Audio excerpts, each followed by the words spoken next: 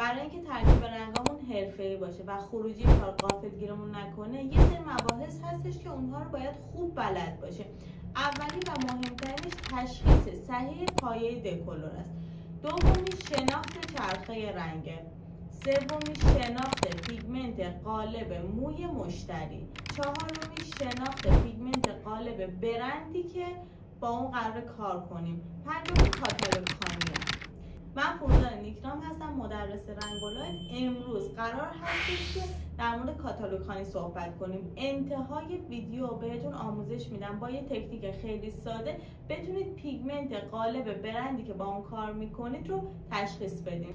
شما زمانی که کاتالوگ رو باز میکنید یه سری اعداد و ارقام میبینید که این اعداد توی کاتالوگ دیگه ای متفاوته و این ممکنه یه مقدار براتون ابهام ایجاد بکنه، یه ذره گیج کننده باشه که مثلا چرا توی یه کاتالوگ 831 بژ، توی یه کاتالوگ دیگه مثلا شنی صحراییه، یا مثلا چرا توی کاتالوگ طلایی رو با 3 نشون میدن، توی کاتالوگ دیگه با 5، حتی توی کاتالوگ دیگه ممکنه با 2 نشون بدن. اصلا عدد قبل ممیز چیه؟ عدد بعد ممیز چیو میخواد به ما نشون بده؟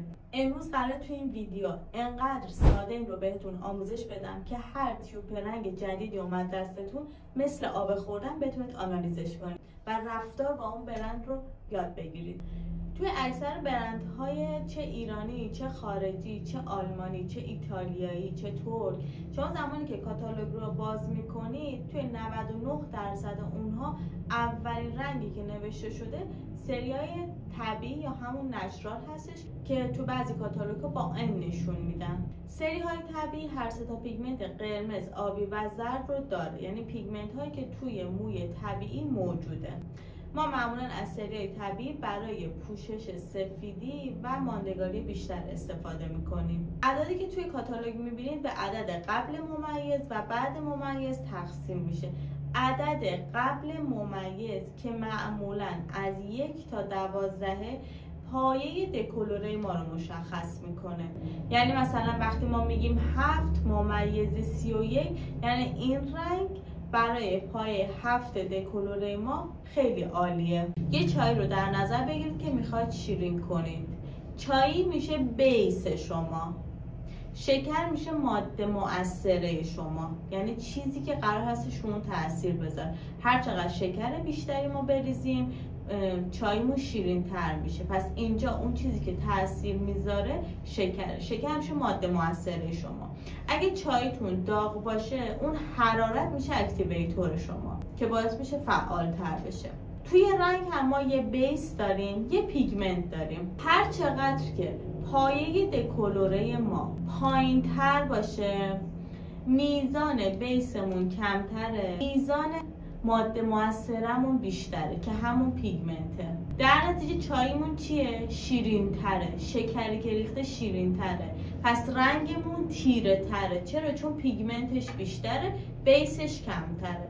ولی هر چقدر که ما به سمت پایه های بالاتر میریم، یعنی عدد قبل ممیزمون بالاتر میره به سمت 8، به سمت 9، 10، 11 و 12 تو بعضی از رنگ ها، اینجا ماده مؤثرمون کمتر میشه، بیسمون بیشتر میشه.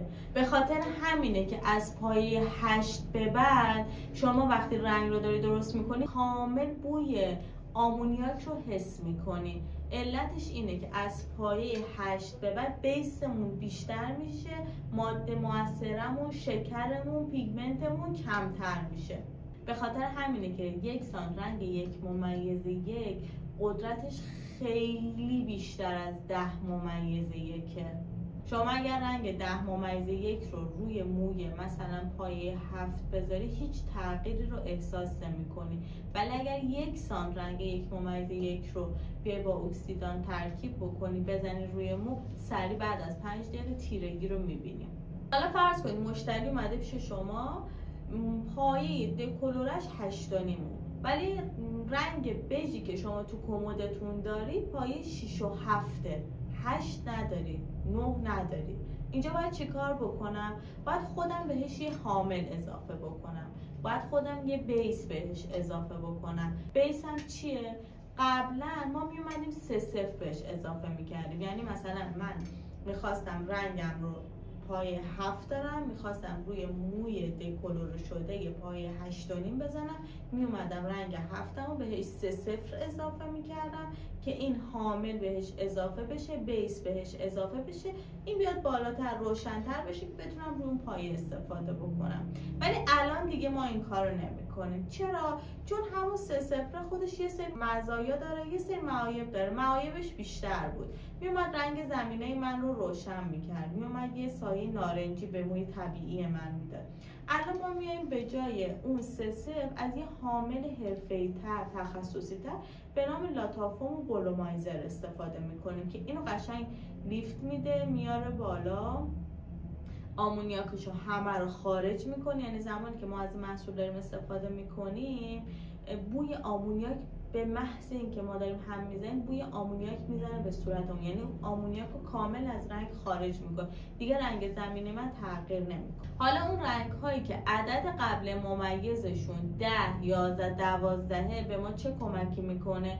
اینا کمک میکنه ما لیفت خوبی بگیریم، اینا کمک میکنه که ما بتونیم موی طبیعی رو بدون دکولوره حداقل به پایه 7 برسونیم. مثلا مشتری میاد از شما رنگ بادمجونی میخواد، رنگ بادمجونی رو من میتونم روی موی طبیعی هم بزنم، ولی با شستشو این یه قهوه‌ای تقریبا با سایه بنفش به من میده. ولی مشتری من دوست داره که اون رنگ بنفشه بیشتر خودش رو نشون بده. من میام به کمک رنگ های پایه 10 11 12 که به اینا میگیم سریای های لیفت، توی کاتالوگ وقتی باز کنید میگه نوشته سری های های لیفت که پای دکولورشون 10 11 12 تو کاتالوگ های مختلف متفاوته. میام به کمک این رنگ ها مو رو به یه پایه نارنجی میرسونم، پایه متناسب با رنگ شرابی بادمجونی. بعد میام از رنگ که دارم رو اون پایه میزنم. رنگم بهتر چی باشه؟ رنگم بهتره برای اینکه ماندگارتر باشه همون 5 و 6. ولی اشتباهی که خیلیاتون میکنید اینه که میایید از رنگ 5/20 استفاده میکنید برای رنگ شرابی، بعد میگید که چرا خیلی خوش رنگ نشد.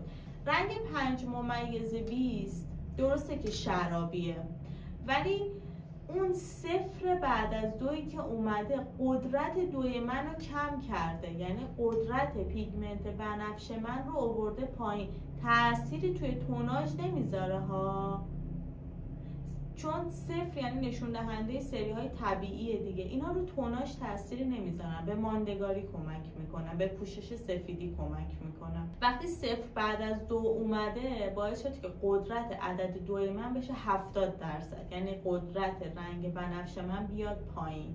پس وقتی مشتری از من رنگ شرابی میخواد، من به جای 5/20 میام از 5/22 استفاده میکنم که قدرت بنفش من رو ببره بالاتر. از سری اکستراش استفاده میکنم.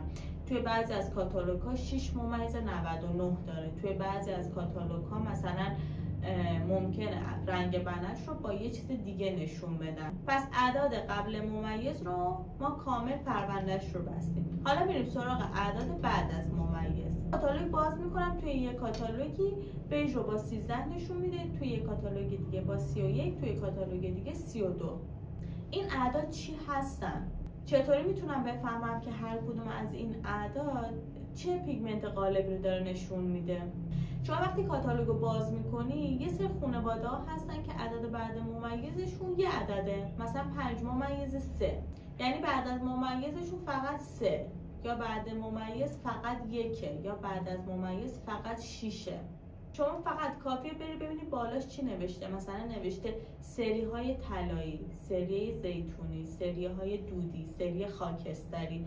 اونجا میفهمی که 2 3 1 مثلا توی این کاتالوگ خاکستری، طلایی، دودیه، ولی توی یک کاتالوگ دیگه بنفش، زیتونی، دودیه. یا مثلا توی یک کاتالوگ دیگه ممکنه زیتونیش 2 باشه، یعنی بشه زیتونی، طلایی، دودی.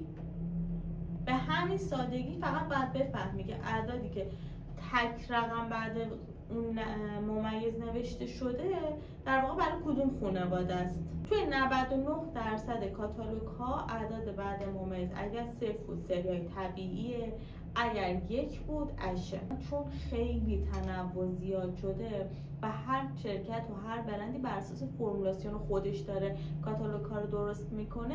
خیلی مثلا اینجا قانون خاصی نداره ما بگیم طبق این قانون هر جا عدد 3 دیدی طلاییه، هر جا عدد 5 دیدی مثلا زیتونیه. کاتالوگ‌ها هم با حروف اینا نمایش میدن، مثل این حروف.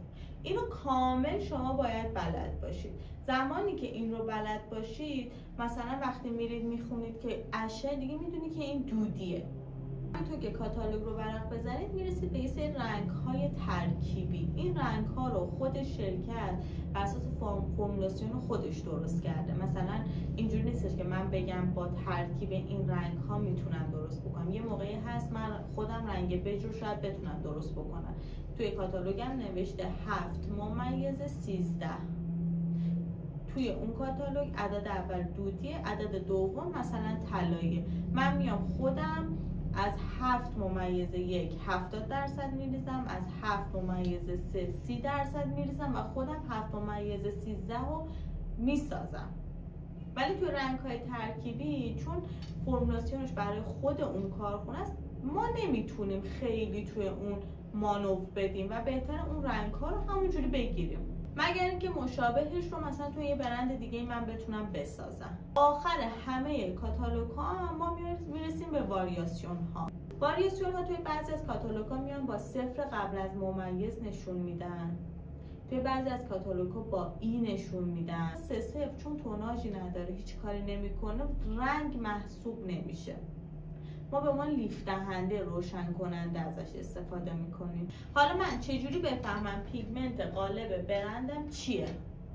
ممکنه پیگمنت قالب یه برندی آبی باشه، توی یه برند بنفش باشه. مثلا ایگورا پیگمنت قالبش زمانی قرمز بود. شما کافیه رنگ 1/0 رو، یعنی اولین رنگ تو سری های طبیعی رو حدود 1-2 سانت برداری، یه مقداری پودر دکولوره مثل نمک پاش، خیلی نه، یه ذره مثل نمک روش بپاشی، آب جوش روش اضافه بکنی. بهتر که توی ظرف شیشه باشه که بلافاصله بتونی سایه رنگی که درست میشه رو ببینی. اولین سایه‌ای که تونستی ببینی میشه پیگمنت قالب برندت که داری باش کار میکنی. امیدوارم این ویدیو رو هم دوست داشته باشید، براتون کاربردی بوده باشه.